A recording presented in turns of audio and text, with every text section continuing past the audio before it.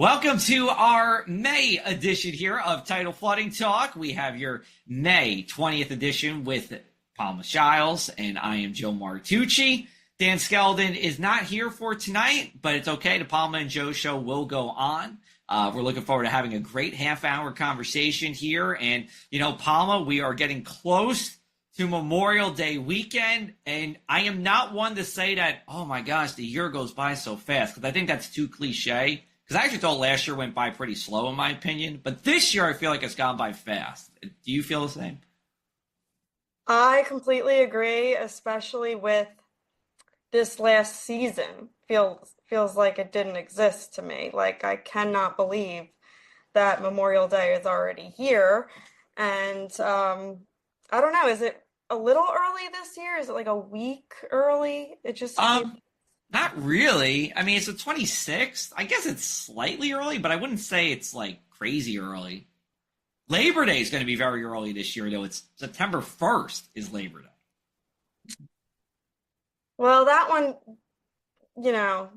I feel like is always here way too fast, but That is that's true. right. That is true. So Memorial Day is coming. Thankfully, on the New Jersey Coastal Coalition side, not as much coastal flooding usually during the summer. However, something that we've been tracking at the Coastal Coalition is the drought that we've had for really all of New Jersey at one point in time. Now it's more of the southern part of the Jersey Shore counties. And we've really been in drought since last fall. And we're trying to dig out of it, and hopefully we do. But this actually has some implications or potential implications, I should say, on things like groundwater contamination and its impact on wetlands and et cetera. And I think our guest here tonight is going to be very well versed to talk with us about it. Palma, can I kick it over to you for our guest introduction? Oh, sure. So today we have Natalie Morgan, who is a staff geologist and recently started working with environmental contamination. I'm sure you could elaborate on that, Natalie, but it's great to have you here and You. welcome aboard. Thanks. Thanks for having me. Awesome. So tell us, what got you interested in the field? Because, from a meteorology perspective, it's a hard science. A lot of people have just been interested in it for decades. Were you the same way, or is this something you fell into? I fell into it 100%. Okay. Yeah. I was going to Italy. My husband and I were going to go to Italy, and I was like, I'm going to learn Italian. And I started going to a community college in Pasadena. And I was like, I should probably get a degree in something. I don't have a bachelor's degree. And I was like, because, you take classes when you're like 18, 19 years old. I was like, I took that geology class, and that was so fun. Let me take a geology class and see if I like it. And I loved it. I loved my professor, who I'm still in touch with her. She's fabulous. And then I just kept taking more and more classes because they were so much fun and I enjoyed them. And finally she was like, why don't you just, be a geologist? I was like, okay, sounds like a plan. Yeah. Right. So let me ask you this. We'll get a little bit into the personal side of Natalie. You were a Muay Thai fighter for a long period of time. Was this during or before the geology realm of your life? It was before. Before. Yeah, so I was fighting, and I used that money actually to put myself through college. So Really? yeah, I did. I'm sure you could talk to us for a half hour about it, but talk to us a little bit about where were you fighting? You don't tell me how much money you made, but it sounds like you were making enough to make a living. Ish. I mean, Muay Thai doesn't make good money bigger like MMA or anything, but Okay. decent enough. I fought all over the world. I fought a lot in Asia, New York, LA, San Diego, San Francisco. I even fought in Cheyenne, Wyoming once. I've been there. Really? It's a cool town. It was very Cool fun. town, bad pizza. Oh, well, I wouldn't get pizza there. Yeah, that's true. Yeah, so, it's kind of fighting all over. Okay, right on. So, but you're not doing that anymore. Now you're doing geology is your thing now. Yep, that's my jam now. I retired a year and a half ago, gave myself a 6-month window to kind of relax and figure out, okay, what's my next step? And so I just started to apply at a bunch of different places. Sorry, my cat has joined the party. That's okay. We're an animal friendly podcast. So I just started looking at a bunch of jobs, and environmental is something that I'm very passionate about. I have been for a very long time. And actually my athletic career got me into environmental health because I think personal health and environmental health go hand in hand. They Sure. really do. And it's, I started to realize that and started to make changes that, were better for the environment. So I thought this might be a good place for me, and I really love it. And I think I made the right choice. So Awesome. Now, what actually brought you to that realization? Because I haven't really heard anyone say it that way. So like, I don't know. So personal health and like just thinking about like, okay, ways that I can be healthier, like stop using single-use plastic. I don't use plastic in my house. I make my own mouthwash, like things like this. Try not to use chemicals. So I go to a refill store and use like, healthy cleaners and things like that. And essentially it does help the environment and the planet and in the long run. So yeah, I just thought that would be something interesting to get into. No, right on. So I'll need the mouthwash recipe later, but let's get into the meat and potatoes of this and why you're here today, and that is talking about coastal flooding and its impacts on on the environment, on I'll say the dry land environment, not just the immediate beach, but let's talk about this drought that we've been in. I have heard, but I've not seen, thankfully, any reports of this drought causing saltwater intrusion to get into like the Kirkwood-Cohansey Aquifer, which is a big source of drinking water. Is there anything you could tell us about this drought? And even if the answer is no, what can you tell us about New Jersey drowning and some of that salt water maybe trying to get into our drinking water? Right. I haven't heard anything about that, honestly. When I think of drought, I think of California drought. It still rains here, but it's right. Right. Not all droughts are equal. That is true. Right. This, saltwater intrusion into the aquifer can contaminate the aquifer because obviously it makes it more saline and undrinkable. But I haven't heard anything about it for the Cohansey as of late. Yeah, not in the coast. If anything, I think in my personal experience, we do a lot of groundwater sampling. And we did see like drops in the actual groundwater table. So in some instances, it actually made it difficult to sample. Some instances we actually could not sample. Okay. Yeah, so that was an effect I actually visibly saw from it. It actually wasn't at the coast, but it was nearby. So got it. Yeah. Well, how frequently do you do those samples? Like, is it a weekly thing, a monthly, or by season? And how, like, the difference that you can compare is it better when it's further apart or closer together? So typically, in most cases, we sample quarterly. So like every 3 months. I would say they do it that way also because, it is better to spread it out just a little bit. And, we're monitoring certain things. So we kind of want to give some time and see, okay, well, what's happened over these past 3 months? Has anything good happened? Has anything bad happened? And then we just evaluate that data. If the data is too close together, you probably won't see much difference in anything, right? Make sense? Yeah, no, that totally makes sense. Let's It made way more sense than the way I was articulating the question. So I'm impressed that you understood what I meant. I understood. Yeah, it was perfect. Awesome. We'll do let's take a break here. I think it's a good time for a break. We'll take our first break. We'll come back. We have plenty more with Natalie here on Tidal Flooding Talk. And make sure you can check out new episodes of Tidal Flooding Talk every Tuesday on pretty much every social media platform. You can check it on the Coastal Coalition social, my social media accounts, Dan Skeldon's Facebook page, Trax57, our broadcast sponsors. Shout out to them for doing that. So anywhere where you can find some kind of social platform, we're probably there. Thanks to the New Jersey Coastal Coalition, your flood insurance bills are lower and your streets safer from the reality of flooding. Since beginning in 2013, we build more resilient shoreline communities. Our member towns develop and share in best practices that anticipate future concerns and create flooding solutions. From our town-specific free web app for flooding information to our weekly Tidal Flooding Talk show, we focus on flooding 24/7.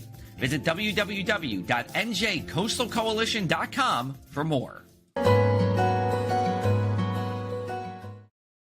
We're going to continue our conversation with Natalie Morgan here. So tell us, how much of your job that you're doing is related to, saltwater or coastal flooding or saltwater intrusion?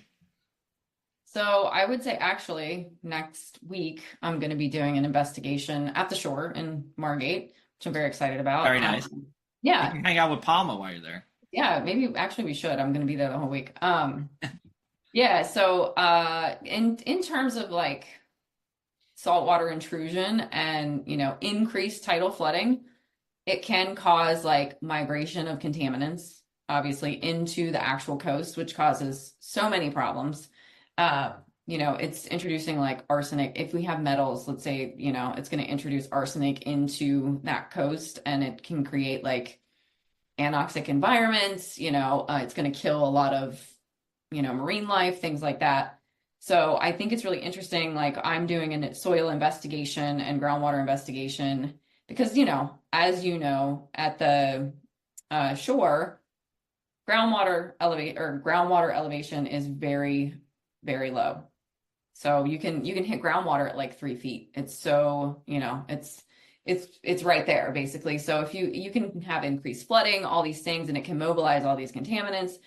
So something that we're personally doing that I think is so cool is injections. That's a way to like mitigate this, mobilization of contaminants if things like this do happen. And I think it's one of the most fascinating things we do, and I can't wait to like dive more into it with my job. But yeah, you basically, depending on what contaminants you're looking at, you have like volatile organic compounds, you have metals, there are certain things, and you inject something into the groundwater and soil, but mostly for the groundwater aquifer. And it reacts chemically with whatever contaminants you have in there, and it starts to break them apart so that they are no longer, a contaminant, essentially. I think it's really, really interesting. Yeah, I think that's something that we do that I'm involved in that really has to do with tidal flooding. Now, for these investigations that you do for private property owners, why would someone need that service? Is it a requirement or is it just something to improve their property? How does that work? Why would someone be reaching out to you for that study?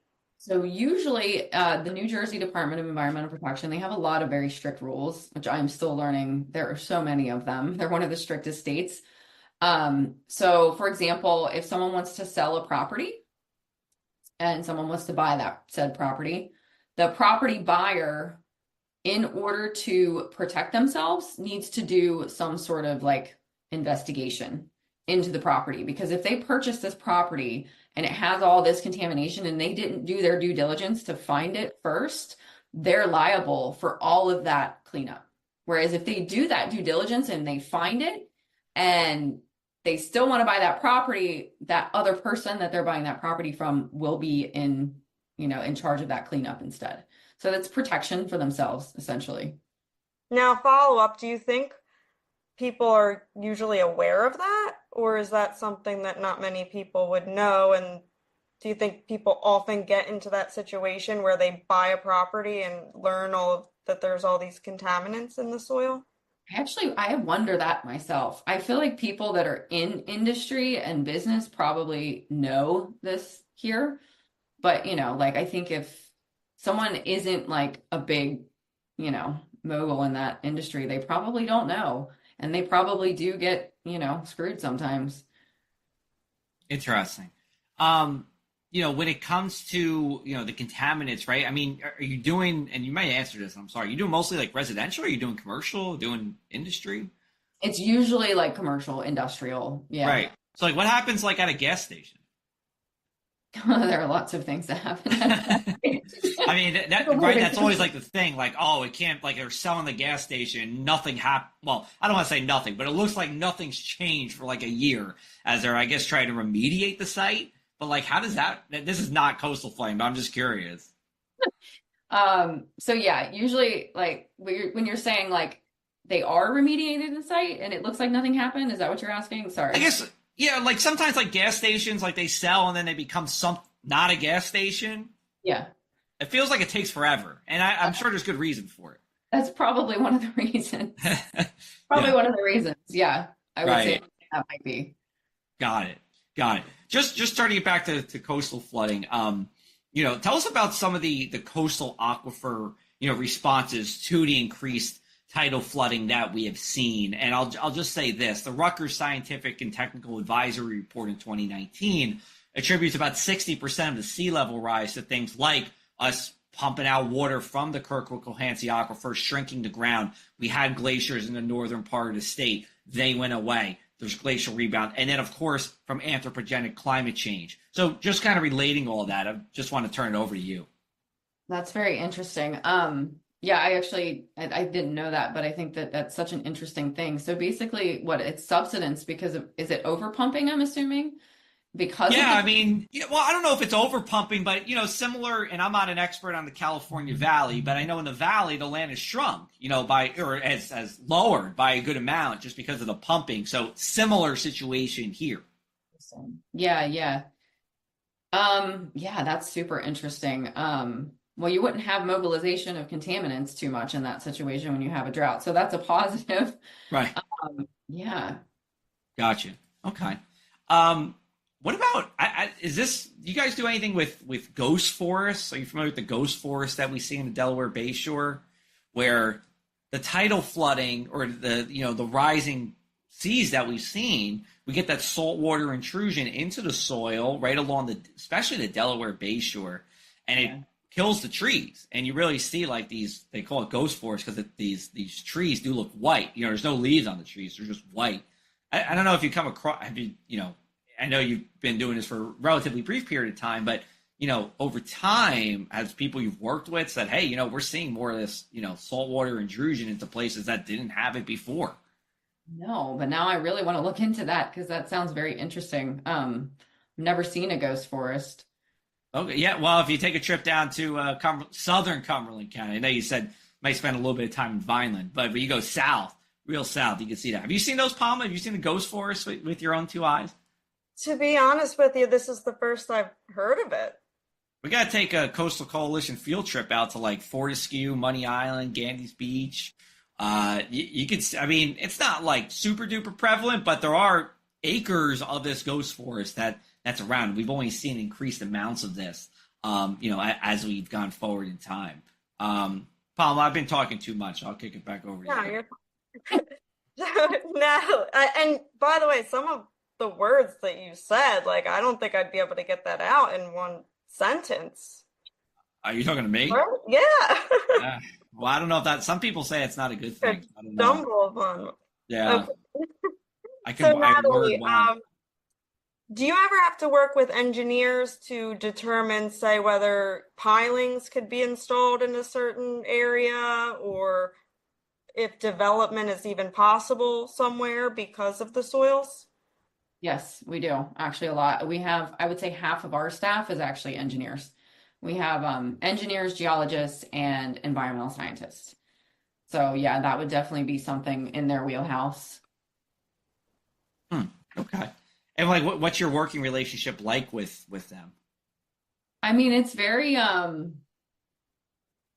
don't know, symbiotic. Is that what, like, we work really well together? Like, we all work as a good kumbaya. Everybody's kumbaya. Kumbaya, yeah. Yeah, really, really good. And I feel like I like working with engineers too, because I'm a geologist and my brain works in a different way than an engineer's brain who has like, numbers and math, and they have all that stuff, whereas I'm a little bit more arm wavy in some regards.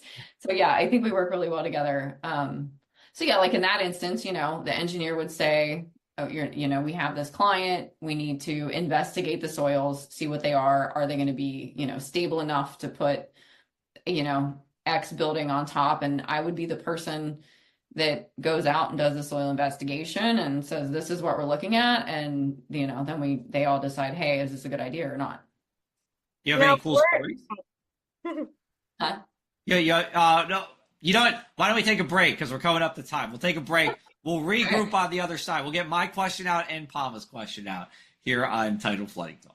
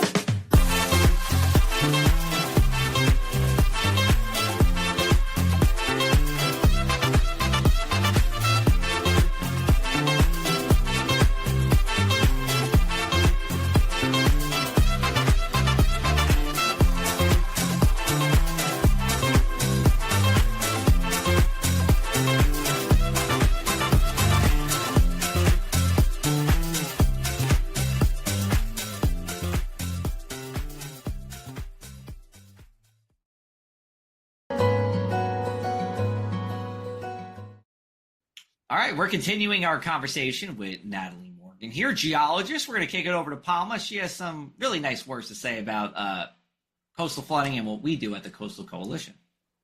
Right. The coalition we raise awareness for people to protect the floodplains and, of course, protect their own properties against flood.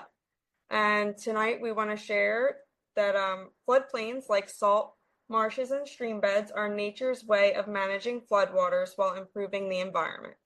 Help them do their job. Reduce your boat speed to minimize erosion. Use fertilizers sparingly to protect water quality, and limit hard surfaces in your yard so rainwater can absorb naturally. A little effort goes a long way in protecting your community, which I'm sure, Natalie, you can agree with. I mean, do you have anything to say about any of that? Like, fertilizers. Oh, yeah, I just had this conversation with my husband. I'm like, if you're gonna go fertilizers, please get all natural. Don't get the chemicals that are gonna like leach out into the soil. I think people don't realize how important it is goes back to like environmental health versus personal health. Like, I think there's just no connection there with like, oh, I'm just putting this here, but it actually goes into the groundwater, it goes into the soil, and it moves. So I think that's, really important to focus on. And does flooding contribute to that movement of fertilizers and anything else? Oh yeah. Yeah. It can mobilize it. It can create new exposure pathways. And with increased tidal flooding, it can also change, like we make something called groundwater elevation maps. And, we make fate and transport maps of contaminants and where we think they're headed, and that can change everything. So, we make remedial action work plans that are based on specific things. So tidal flooding affects it. So let me ask you this. So, two-part question. One, you deal with water tables, correct? Mm-hmm. Okay. Yeah. So, like when you're talking about the barrier islands, right? How does the water table work in the sense that is the water table you're talking about the freshwater table? Is it the saltwater table? Is it both? Like, can you give us some? Sorry. I would say freshwater. Yeah. So, freshwater, like, let's use Veteran Margate. I don't know how. Let's use somewhere you're well versed in at the Jersey Shore. What does a water table look like there? It's very shallow. Like I said, it's right there at the surface. Most places you can see the water table. I mean, some places you can see it very shallow, but it's not so typical to see it at 3 feet as you do at the shore because you're right on the water. But yeah, I would say it's very shallow. But you're saying that that's fresh water at 3 feet? Yeah. So where's the salt water? So there's a typical mixing zone of the salt water, and that it does come into the aquifer. That's another reason why tidal flooding can increase contamination problems because, there's a particular mixing zone, and then if tidal flooding increases, it'll just move its way inward, and that's going to move everything backwards, which also goes back to the point where I was talking about our fate and transport models. Does that make sense? Yeah, no. Mixing, but most of it's fresh. Yeah, I mean, it just sounds, and I'm sure a lot of people listening understand this, but it's just interesting to see that you're at the beach and you can dig, what'd you say, 3 feet down, right? And you're hitting fresh water right there, even though you're surrounded by salt water around you. Yeah. So like that, it's almost like is it like a pocket of fresh water? Is that what you would, is that the way to say it? I think salt water is a lot denser. It usually sits on the bottom. So it's just, okay, good point. So it's just naturally settling down towards the surface. And then is there a change? Like, let's say you're going from Margate Veterinary, you're going to Summers Point or, somewhere it's just inland, right? Is there a big difference in that water table or is it not really where do you see that change? Is it like the turnpike where you lose out of the coastal plain? Yeah, I would say inland further, much further. Yeah, but all the shore towns are going to be, fairly similar. Okay. The further you go inland, the more it's going to change. And it also depends there, there's the Cohansey aquifer, but there are also other little aquifers. There are perch water tables. There's so many different things that, you can get into. The geology of New Jersey's interesting. It's not something I studied California geology, so I'm also still That's working. pretty interesting, I feel like. Yeah, it's very interesting. So I'm still learning, like, it's sand, clay, shale, and sandstone, and that's pretty much what you're looking at here. So, learning about when you put a groundwater well in, it like test your wells. If you hit a clay layer, you can't set your well there because you have, a perched aquifer on top, and then you go below that clay layer, and then you could have another aquifer. So we have like multiple layers of aquifers. Now, a lot of communities have set requirements and limitations for hard surfaces, for private properties, and that's to help, the ground absorb rainwater and other things. Mm-hmm. Do you think in coastal communities, how important is that? I think it's important everywhere. Especially in coastal communities, because you are so close to the ocean, and whatever you're doing in your yard essentially can end up right there in the ocean. Everything ends up there in the end anyway, but you're so much closer. So I think it's really, really important to have permeable structures. It does get hot here too. You don't want like the heat island effect that you get in the cities, because then it just crushes you. It's so hot. Right. Gotcha. All right. Well, I'm going to tell you what, we're almost actually at the end of time here. So we're going to wrap it up unless you want, is there anything final you'd like to say regarding your work? Not that I can think of. Can we answer it all? That's good. Cat, what's your cat's name? Oh, this is Jack, everyone. This is Jack. Jack. Does Jack like geology too? Is he a geology cat? I can imagine. He likes birds. He's a Birds? bird. All right. He's more of a sky cat than a underground cat. Yeah. All right. So to wrap it up, like we do every week, we go around and we talk about the one thing we can't stop talking about, tidal flooding or otherwise. So Natalie, you are our guest. The floor is yours. Oh, tidal flooding or otherwise. Oh my gosh, I don't even know. I want to talk about what you do. You're a meteorologist, right? Yes, I am.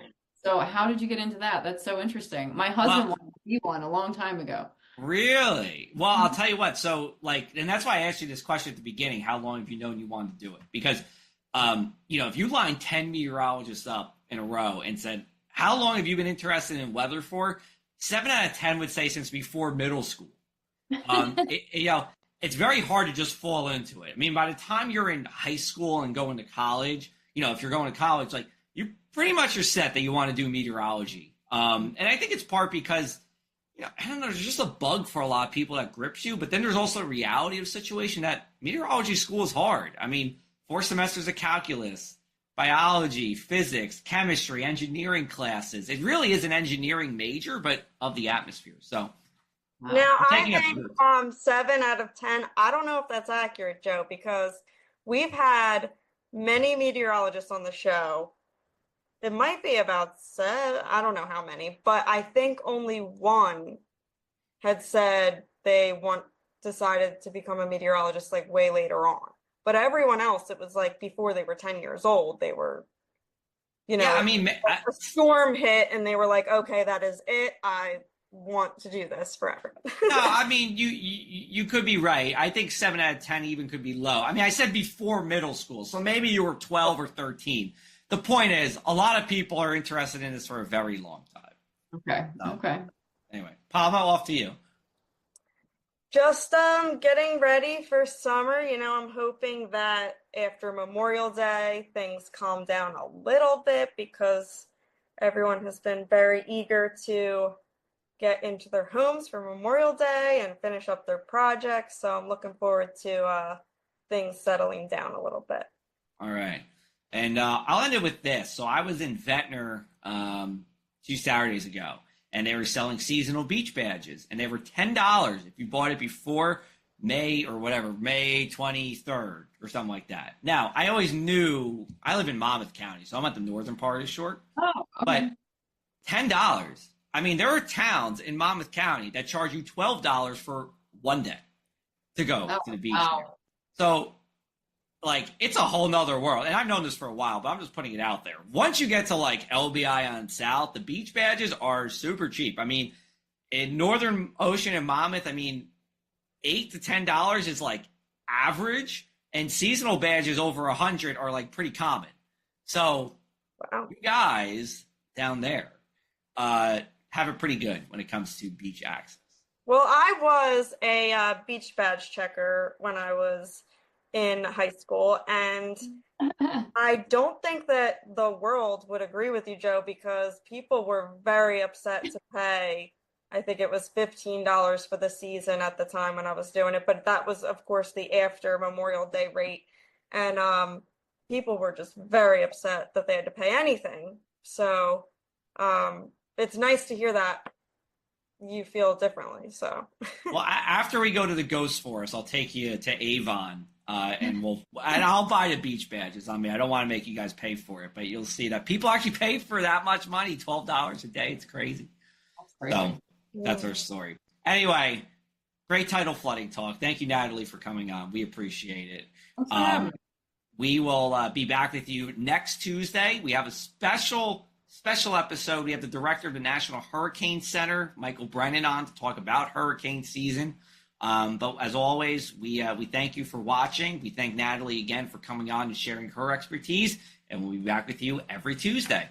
Take care, everybody.